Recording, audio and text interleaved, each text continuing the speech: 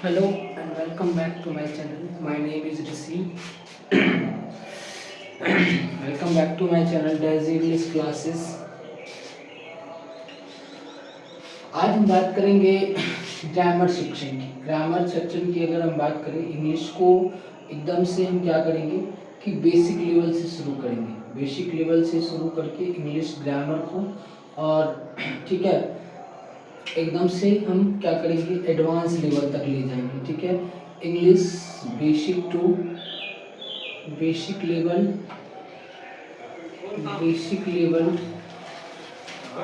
To advance level, basic level to advance level. ठीक है, आज हम यहीं से शुरू करेंगे इंग्लिश, यानी कि इंग्लिश की अगर हम बात करें तो इंग्लिश हम दो तरीके की इंग्लिश को पढ़ते हैं। ठीक है, इंग्लिश जनरली कितने तरीके के पढ़ते हैं? इंग्लिश हम पढ़ते हैं दो तरीके का। इंग्लिश दो तरीके का कहने का मतलब, एक हम पढ़ते हैं क्या, एक हम पढ़ते हैं फंक्शनल इंग्लिश। कौन सा इंग्लिश पढ़ते हैं? Functional English. ठीक है, एक हम पढ़ते हैं फंक्शनल इंग्लिश और एक होता है descriptive English, DESCRIPTIV, descriptive English. ठीक है, तो हम ये दो तरीके का इंग्लिश पढ़ते हैं। कितने तरीके का इंग्लिश पढ़ते हैं? दो तरीके का। एक होता है हमारे पास फंक्शनल इंग्लिश और एक होता है डिस्क्रिप्टिव इंग्लिश। ठीक है, तो अगर हम फंक्शनल इंग्लिश की बात करें तो इसमें हम बात करते हैं ग्रामर की, स्पीकिंग की। ठीक है, स्पीकिंग वगैरह सब की बात करते हैं। और डिस्क्रिप्टिव इंग्लिश में लेटर राइटिंग, पैराग्राफ, ये सब होती है। ठीक है, तो जनरली हमें मेन इसको भी पढ़ना होता है। ठीक है, क्योंकि स्कूल में या फिर कॉम्पिटिटिव एग्जाम में इसको भी पढ़ा जाता है, मतलब राइटिंग लिखना, लेटर लिखना, एप्लीकेशन लिखना। ठीक है, उसके बाद क्या होता है, कंपोजिशन होती है, पैराग्राफ्स होती है। ठीक है, पैसेज होती है, ये सब होती है। पहले हम इसमें स्टार्ट करेंगे फंक्शनल इंग्लिश। फंक्शनल इंग्लिश में सबसे पहले हम स्टार्ट करेंगे ग्रामर सेक्शन को। उसके बाद मैं दो तरीके के, पहले हम यहाँ से ग्रामर शुरू होगी। ग्रामर रोज मैं अब लेकर के आऊँगा आप सबों के लिए। ठीक है, कि ग्रामर आप जानोगे ना, तो ग्रामर जो है आप मतलब आपके जो, अगर मान लीजिए कोई बच्चा 7, 8, 9 का है या कोई कॉम्पिटिटिव लेवल का है, तो मैं इस तरीके से ग्रामर पढ़ाऊँगा कि आपके मतलब जो एकेडमिक बड़ी स्कूल होती है, स्कूल कॉलेज वगैरह सब में, वहाँ पे भी काम आ जाएंगे। और जो कॉम्पिटिटिव लेवल में जैसे बैंक, SSC, ये सब में जो अगर इंग्लिश पूछती है, वो भी इंग्लिश में क्या कर देगी, काम कर देगी। ठीक है, सो आज हम स्टार्ट करते हैं ग्रामर सेक्शन को। पहले उसका स्पीकिंग भी इसमें आती है, ये सब इसमें आती है। ठीक है, तो इसको हम स्टार्ट करते हैं पहले ग्रामर। चलिए, ग्रामर की अगर हम स्टार्ट करें तो हम बात करते हैं सबसे पहले इंग्लिश। इंग्लिश क्या होती है? इंग्लिश हम सभी को पता है कि इंग्लिश जो है ना, एक लैंग्वेज है। इंग्लिश क्या है? लैंग्वेज होती है। ठीक है, इंग्लिश क्या होती है? लैंग्वेज होती है। हम सभी को पता है कि इंग्लिश एक लैंग्वेज है, और इंग्लिश लैंग्वेज होने जब होगी, ठीक है, तो भाषा है। तो एक छोटा सा बच्चा, मान लीजिए कि वो एक बच्चा है जनरली छोटा सा, जब वो बचपन से जब धीरे धीरे जब बड़ा होता है, तो वो उन चीज़ों को सबसे पहले क्या करता है, लिसनिंग करता है। LISTENING, लिसनिंग करता है। लिसनिंग के बाद वो चीज़ों को क्या करता है, पहले सुनता है, फिर धीरे धीरे क्या करता है, स्पीकिंग करता है। क्या करता है? स्पीकिंग करता है ना। स्पीकिंग करने के बाद लिसनिंग, स्पीकिंग, उसके बाद क्या करता है, फिर उसके बाद, ठीक है, उसके बाद आप उसको वो क्या करता है, ये करता है लिसनिंग, स्पीकिंग। उसके बाद आपको वो क्या करता है, राइटिंग करता है ना। राइटिंग से पहले भी कुछ करता है। ठीक है, लिसनिंग, स्पीकिंग, स्पीकिंग के बाद उसको क्या करता है, रीडिंग करना सीखता है। ठीक है, READING, रीडिंग कहते हैं। ठीक है, और उसके बाद वो क्या करना सीखता है, उसके बाद वो राइटिंग करना सीखता है। क्या करना सीखता है? राइटिंग, है ना। तो ये हमारे प्रोसेस होते हैं इंग्लिश को सीखने का। ठीक है, सबसे पहले एक छोटा सा बच्चा जो है लिसनिंग करता है, कोई भी चीज़, कोई भी भाषा, इंग्लिश ही नहीं, अगर हम कोई भी भाषा की बात करें तो एक छोटा सा जो बच्चा होता है वो सबसे पहले क्या करता है, लिसनिंग करने की कोशिश करता है। फिर उसके बाद उस चीज़ों को वो बोलता है, फिर उसी चीज़ों को वो लिखता है, फिर वो बाद में उसी चीज़ों को क्या करता है, राइट करता है ना। तो हमारे जो एग्ज़ाम में ज़्यादातर कॉम्पिटिटिव लेवल के एग्जाम में इस दो सेक्शन से ज़्यादा क्वेश्चन आते हैं। एक होते हैं रीडिंग और एक होते हैं राइटिंग। राइटिंग वाले में ग्रामर वगैरह सब होती है। स्पीकिंग, मतलब स्पीकिंग जो है ना, वो हमारे मतलब जो वो होती है कॉम्पिटिटिव एग्जाम या स्कूल लेवल के जो एग्जाम्स होते हैं उसमें नहीं, इसमें ज़्यादातर ये दोनों, ये भी हमको ज़्यादा बेहतरीन है, ये बहुत इंपॉर्टेंट होती है, इसको भी जानना जरूरी होता है, खासकर जो लैंग्वेज पेपर होती है उसमें, ठीक है ना। चलिए, तो ये 4 चीज़ें हैं जिसको हम जानने की कोशिश करेंगे। अच्छा, कोई भी अगर लैंग्वेज होगी तो लैंग्वेज को लिखने का तो तरीका तो होगा ना, लैंग्वेज को लिखने का तो तरीका होगा ना। जैसे अगर आप इंग्लिश लिखते हो या मैथ लिखते हो, सॉरी मैथ नहीं, इंग्लिश लिखते हो या हिंदी लिखते हो, तो जो भी चीज़ आप लिखते हो तो सबसे पहले लैंग्वेज को लिखने के लिए तो एक चीज़ का इस्तेमाल करते हैं, दैट इज कॉल्ड स्क्रिप्ट। इसी को हम क्या कहते हैं, स्क्रिप्ट कहते हैं। क्या कहते हैं, स्क्रिप्ट। स्क्रिप्ट मतलब क्या होती है, हिंदी में इसको कहते हैं लिपि कहते हैं। हिंदी ज़्यादातर मैं लिखूंगा नहीं अब ग्रामर के दौरान, ठीक है, क्योंकि इंग्लिश में समझने से ज़्यादा बेहतर होगा। स्क्रिप्ट होती है, स्क्रिप्ट मतलब कि किसी भी चीज़ को लिखना, ठीक है। जैसे हिंदी को लिखने के लिए हम आ हर सी ये सब इस्तेमाल करते हैं, सिंबल होता है उनका, ठीक है। जैसे आप अंग्रेजी लिखने के लिए आप सिंबल का इस्तेमाल करते हैं, ठीक है। तो स्क्रिप्ट को अगर हमको देखा जाए तो एक सिंबल्स होती है, क्या होती है, सिंबल्स होती है, ठीक है। ये एक सिंबल्स होती है। सिंबल्स जो है वो सिंबल्स कितने होते हैं, हमारे सिंबल्स जो होते हैं वो 26 होते हैं। कितने होते हैं, 26 होते हैं। ये 26 लेटर्स होते हैं। 26 क्या होते हैं हमारे पास, 26 लेटर्स होते हैं ये सिंबल, ठीक है। 26 लेटर्स होते हैं, ठीक है। ये देखिए, तो सबसे पहले जो हम जाना क्या करा कि इंग्लिश जो है वो एक लैंग्वेज है। लैंग्वेज को कोई भी इंसान सबसे पहले क्या करता है, सुनता है, फिर उसको स्पीक करता है, फिर उसको रीडिंग करता है, फिर उसको राइटिंग करता है, ठीक है। कोई भी लैंग्वेज को लिखने के लिए एक पर्टिकुलर क्या होती है, कुछ साइन होती है, कुछ चीज़ें होती है, ठीक है। जैसे मान लीजिए मैंने अंग्रेजी के कुछ लेटर ऐसे लिखा डी, है ना, और इसी को लिख दिया ये। मान लीजिए एक लीटर मैंने लिखा ए, एक लीटर मैंने लिख दिया ऐसे करके ए, है ना। तो आपको समझ में आए कि ये तो सही सिंबल है लेकिन ये इसका कोई मतलब नहीं है, ये तो सही सिंबल है लेकिन इसका कोई मतलब नहीं। मतलब कि सिंबल क्या होनी चाहिए, वो सही होनी चाहिए। सही तरीके के सिंबल को ही हम क्या कहते हैं, स्क्रिप्ट कहते हैं, ठीक है। और इंग्लिश का स्क्रिप्ट क्या है, रोमन है। इंग्लिश का स्क्रिप्ट क्या है, रोमन होती है, ठीक है। अच्छा, सिंबल्स जो है वो 26 लेटर्स होते हैं और ये 26 लेटर्स के जो ये होते हैं, ठीक है, मतलब ग्रुप होते हैं, इसको हम अल्फ़ाबेट कहते हैं। क्या कहते हैं, अल्फ़ाबेट। अल्फ़ाबेट मैंने पहले भी बताया है, 26 लेटर के ग्रुप को अल्फ़ाबेट बोलेंगे, अल्फ़ाबेट्स नहीं बोल सकते हैं क्योंकि अल्फ़ाबेट्स का मीनिंग चेंज हो जाता है। इसके ग्रुप को हम अल्फ़ाबेट कहते हैं, ठीक है।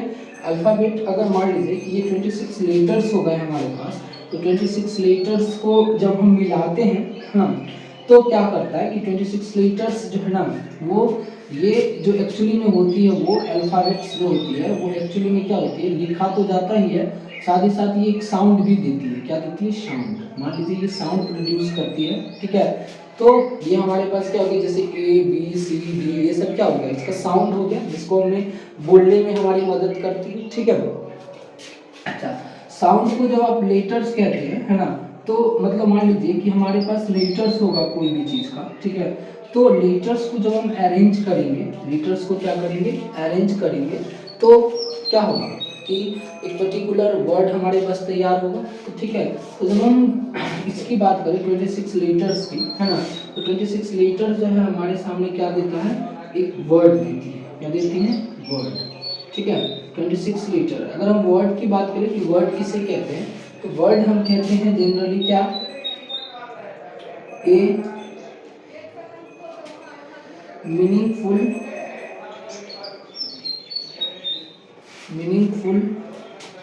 यूनिट ऑफ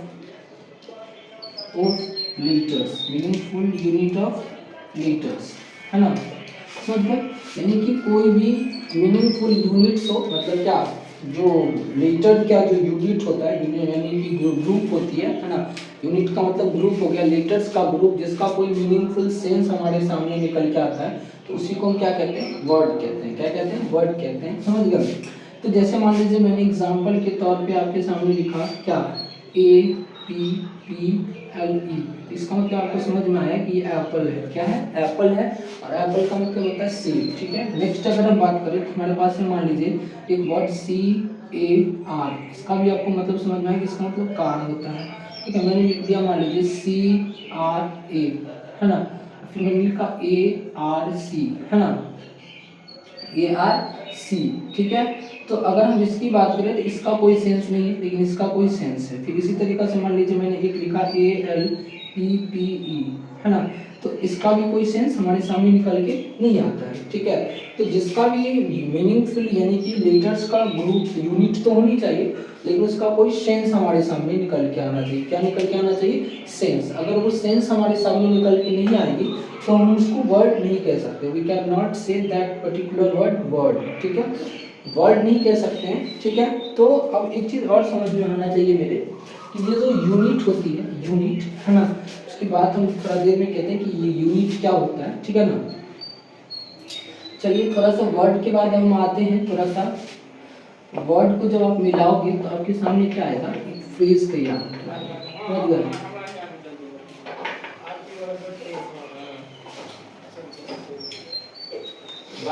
घोटाला है।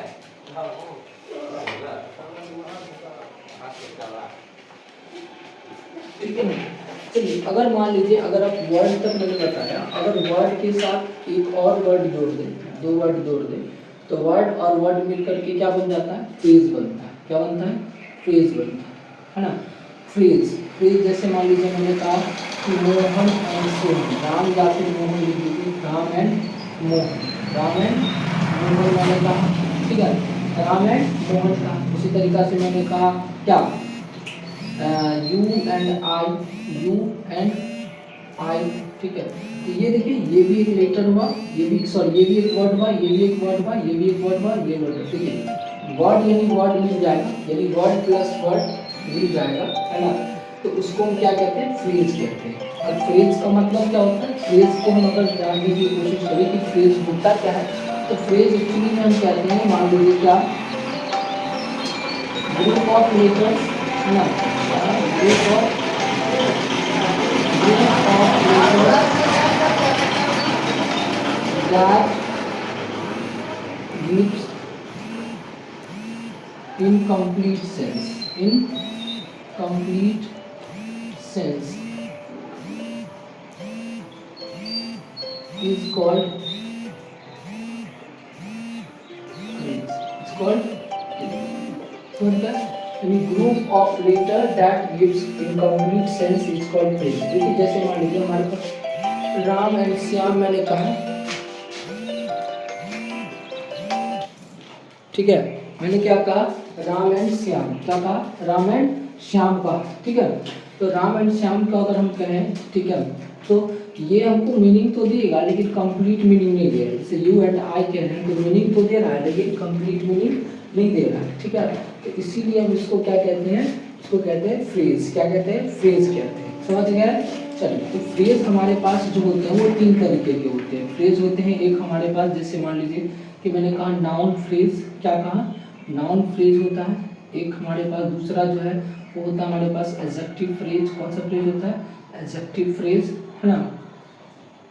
और उसके बाद तीसरा जो होता है हमारे पास एडवर्ब फ्रेज होती है। कौन सी फ्रेज होती है? एडवर्ब फ्रेज, है ना, ठीक है।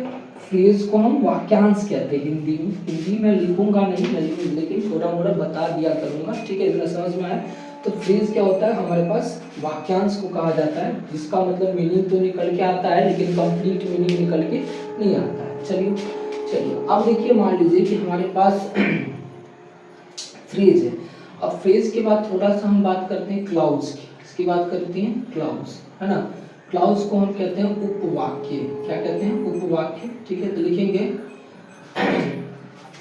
Group of words which has, ठीक है, at least one subject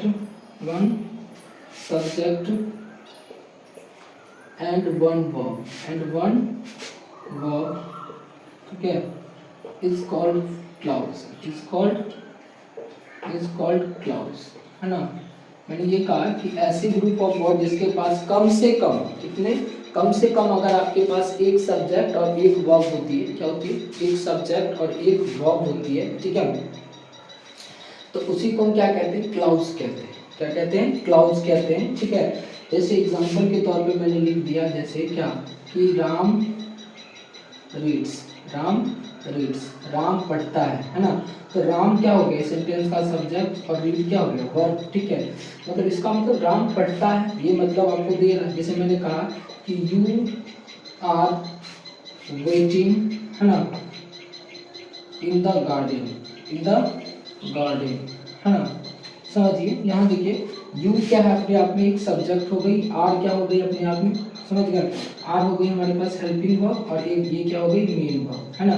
मैंने कहा कम से कम एक सब्जेक्ट और एक वर्ब, यानी एक से ज्यादा वर्ब हो सकता है। कम से कम का मतलब ज्यादा से ज्यादा दो भी तीन भी हो सकती है, समझ गए ना। अच्छा you are waiting in the garden, in the garden अपने आप में मीनिंग तो देगा, लेकिन जब तक ये इसके साथ नहीं आता तब तक ये कंप्लीट मीनिंग नहीं देता। इसी वजह से इस वाले पार्ट को अगर प्रीपोजिशन के हिसाब से देखें तो ये है प्रीपोजिशन, और इस प्रीपोजिशन का ये क्या हो गया ऑब्जेक्ट हो गया। प्रीपोजिशन का क्या हो गया ऑब्जेक्ट। सही मायने में देखा जाए तो ये पार्ट इसका क्या हो गया क्लाउज हो गया, और ये पार्ट इसका क्या हो गया फ्रेज हो गया। समझ में आ गया क्या हो गया, ये पार्ट इसका क्लाउज हुआ और ये पार्ट इसका क्या हो गया फ्रेज हो गया। और इस तरीका से अगर हम बात करें कि हमारे पास क्लाउज कितनी होती है, तो क्लाउज भी तीन तरीके का होता है। एक होता है नाउन क्लाउज, है ना, नाउन क्लाउज। उसके बाद होता है क्या, जैसे नाउन क्लाउज ज़्यादा नहीं, इसमें जनरली हम अगर कहेंगे कि क्लाउज क्या होती है, तो एक होती है हमारे पास क्या कहते हैं डिपेंडेंट क्लाउज, डिपेंडेंट क्लाउज, और एक होती है हमारे पास इंडिपेंडेंट क्लाउज, है ना। एक होती है इंडिपेंडेंट और एक होता है हमारे पास डिपेंडेंट क्लाउज, डिपेंडेंट क्लाउज। समझ में आ गया ये। तो हमारे पास दो तरीके के क्लाउज होते हैं, आगे इसमें और भी दिया रहता है जैसे noun clause, adjective clause, adverb clause. तो जब मैं क्लाउज पढ़ाऊंगा आपको सेपरेट करके तो वहाँ पे बताऊंगा, फ्रेज को भी मैं सेपरेट करके होगा तो बताऊंगा। तो आपने देखा कि जो वर्ड दो जुड़ते हैं तो उसे क्या बनता है फ्रेज, और फ्रेज होता है जो ग्रुप ऑफ लेटर होती है जिसका कोई कंप्लीट मीनिंग नहीं होता, लेकिन कंप्लीट सेंस देता है। जैसे राम है, ठीक है। तो इसी को हम क्या कहते हैं फ्रेज। ये होते हैं noun phrase, adjective phrase, adverb phrase, है ना। क्लाउज हमारे पास group of words which have at least one subject and one verb is called a clause. जैसे मान लीजिए मैंने कहा राम रीड्स, ये अपने आप में क्लाउज है। तो you are waiting in the garden, ये इतना दूर का पार्ट क्लाउज है क्योंकि इसके पास खुद का सब्जेक्ट है, खुद का वर्ब है। और ये इसका पार्ट क्या है, ये अपने आप में इनकम्प्लीट मीनिंग दे रहा था, ये क्या हो गया फ्रेज हो गया। फ्रेज हमारे दो होते हैं, इंडिपेंडेंट क्लाउज, डिपेंडेंट क्लाउज। उसके बाद आगे उसके कुछ सब पार्ट्स होते हैं जिसको मैं बताऊँ, ठीक है। तो अब ये हमारे पास हो गया क्लाउज, क्या हो गया क्लाउज, ठीक है। चलिए क्लाउज की अगर हम बात करें हमारे पास, ठीक है ना, क्लाउज के बाद बहुत बच्चे का कंफ्यूजन ये होता है कि मान लीजिए हमको सेंटेंस किसे, सेंटेंस जनरली हम किसको कहते हैं, ठीक है, सेंटेंस हम उसको कहते हैं, ठीक है। जैसे मान लीजिए एग्जाम्पल के तौर पर मैंने लिखा कि सेंटेंस क्या है, ठीक है, सेंटेंस क्या होती है, ठीक है। सेंटेंस की अगर हम बात करें तो लिखेंगे group of words that make ठीक है complete sense, ठीक है, is called sentence, समझ गए। यानी क्या ग्रुप ऑफ वर्ड्स जो होती है यानी शब्दों का समूह जिसका कोई कंप्लीट मीनिंग हमारे सामने निकल के आता है उसी को हम सेंटेंस कहते हैं। जैसे मान लीजिए एग्जांपल मैंने कहा कि रेखा लाफ्स, यानी कि रेखा लाफ्स, है ना। तो रेखा हंसती है अपने आप में कंप्लीट है, लेकिन मान लीजिए मैंने कहा कि इन द गार्डन, है ना। देखिए तो ये भी जो है ना वो वर्ड का क्या है ग्रुप है, वर्ड्स का क्या है ग्रुप है, लेकिन इन द गार्डन मतलब बगीचा में, ये मेरे पूरा क्लियर बातें समझ में नहीं आ रही है, पूरा क्लियर बातें समझ में नहीं आए। तो ये भी हमारे पास ग्रुप ऑफ वर्ड्स है लेकिन ये इनकम्प्लीट सेंस दे रहा है तो ये फ्रेज हो गया। लेकिन आपने कहा कि मान लीजिए राम इज वेटिंग, है ना।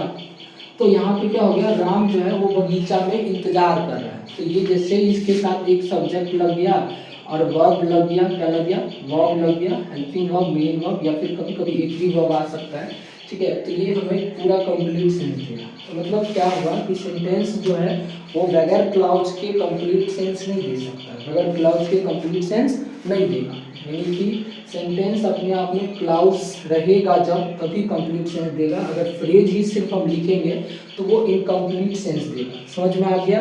तो ये हमारे पास हो गया सेंटेंस की परिभाषा, सेंटेंस कैसे बनते हैं ये भी आपको समझ में आ गया। ठीक है, चलिए, तो सेंटेंस के बाद जो है ना, सेंटेंस की कुछ टाइप्स होते हैं। ठीक है, सेंटेंस की कुछ बातें होते हैं जिसको भी मैं बताऊंगा। ठीक है, क्या होता है, कैसे होता है, सेंटेंस से ही मैं शुरू करूंगा पहले, कि ताकि आप लोगों को सेंटेंस समझ में आ जाए। तो सेंटेंस की अगर हम बात करें, देयर आर ठीक है 5 काइंड्स ऑफ सेंटेंसेस। ठीक है, चलिए, सबसे पहले हमारे पास होता है क्या, असर्टिव सेंटेंस। ठीक है, असर्टिव सेंटेंस इसी को बोलते हैं डिक्लेरेटिव, DECLARATEV, डिक्लेरेटिव सेंटेंस। ठीक है, चलिए, अच्छा, अगला फिर हमारे पास असर्टिव के बाद होता है क्या, नेगेटिव सेंटेंस। सॉरी, नेगेटिव नहीं बोलते हैं, असर्टिव के दो पार्ट होते हैं, अफर्मेटिव और नेगेटिव। असर्टिव के बाद हमारे पास मान लीजिए क्या होता है, इंट्रोगेटिव सेंटेंस।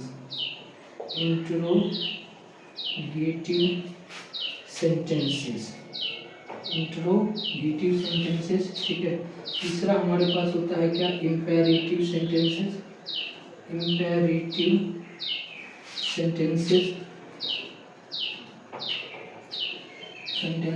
और हमारे पास चौथा होता है क्या, ऑप्टेटिव, या फिर आप लिख लीजिए एक्सक्लामेटरी सेंटेंसेस, है ना, एक्सक्लामेटरी सेंटेंसेस। और पांचवा हमारे पास होता है क्या है, पांचवा हमारे पास होता है, मान लीजिए क्या, ऑप्टेटिव सेंटेंसेस। ठीक है, अब देखिए, तो ये हमारे पास असर्टिव या फिर डिक्लेरेटिव, इसके दो पार्ट होते हैं। इसके दो पार्ट हमारे पास इसका अफर्मेटिव होता है और एक होता है नेगेटिव। ये क्या होता है मैं इसको कल बताऊंगा। ठीक है, इंट्रोगेटिव के भी दो होते हैं, एक होता है यस नो वाला क्वेश्चन और एक होता है हमारे पास WH वाले क्वेश्चन। ठीक है, तो बाकी इम्पेरेटिव, एक्सक्लामेटरी और ऑप्टेटिव सेंटेंसेस क्या होती है इसके बारे में डिटेल में कल से बताऊंगा। तो आज ज़्यादा वीडियो लंबी हो जाएगी, तो आज मैं वीडियो को यहीं पे ख़त्म करता हूँ। ठीक है, समझ गए? तो अब मैं इसकी सेंटेंसेस के बाद मैं आपको पार्ट्स ऑफ स्पीच की सेंटेंसेस में इसलिए पढ़ा रहा हूँ ताकि सबसे पहले आप सेंटेंस को पहचान लीजिए कि वो कितने तरीके के होते हैं, क्या होते हैं, नहीं होते हैं। उसके बाद मैं सेंटेंसेस के बाद आप लोगों को जो है ना ये बताऊँगा, समझ गए, कि ये क्या होता है, मतलब क्या सब्जेक्ट, वर्ब, एग्रीमेंट, ये सब। उसके बाद मैं नाउन, पहले तो पार्ट्स ऑफ स्पीच शुरू करूँगा, इसको कल मैं थोड़ा सा ब्रीफली बताऊंगा अभी सेंटेंस को और डिटेल में मैं फिर बाद में बताऊंगा। फिर पहले कुछ ब्रीफली चीज़ें बता दूंगा इससे रिलेटेड, फिर मैं उसके बाद पार्ट्स ऑफ स्पीच शुरू करूँगा। ठीक है, तो अगर आपको ये वीडियो, ठीक है, तो यही है आज का वीडियो, मैं यहीं पर ख़त्म करता हूँ। ठीक है, तो आप सबसे रिक्वेस्ट है कि अगर आपकी वीडियो हमें अच्छी, हमारी वीडियो अगर आप लोगों को अच्छी लगती है तो ज़्यादा से ज़्यादा दोस्तों में शेयर करिए। ठीक है, लोगों को बताइए। ठीक है, चैनल को सब्सक्राइब करिए, लाइक करिए, शेयर करिए, कमेंट करिए। ठीक है, और आपको कैसी लगती है ये वीडियो हमें ज़रूर बताइए और लाइक ज़रूर करिए। लाइक करने से क्या होता है ना कि हमें मोटिवेट मिलती है। और मैं आपसे वादा करता हूँ कि ग्रामर का एक एक चीज़ मैं आपके लिए लाऊंगा, वो भी यूट्यूब पे एकदम बढ़िया ढंग से, एकदम अच्छे ढंग से, जो कि आपके स्कूल लेवल से लेकर कॉम्पिटिटिव लेवल तक के एग्ज़ाम को क्या करेगा, क्लियर करेगा। मैं आपको जब नाउन पढ़ाऊंगा तो वहाँ पे देखिएगा कि नाउन को क्या आपने बचपन से इस तरीके से पढ़ा था, क्या नहीं पढ़ा था। ठीक है, इस सब चीज़ों को ध्यान में रखते हुए हमें आपसे विनती करते हैं, रिक्वेस्ट करते हैं कि आप मेरे चैनल को सब्सक्राइब करिए, लाइक करिए, शेयर करिए, कमेंट करिए। धन्यवाद।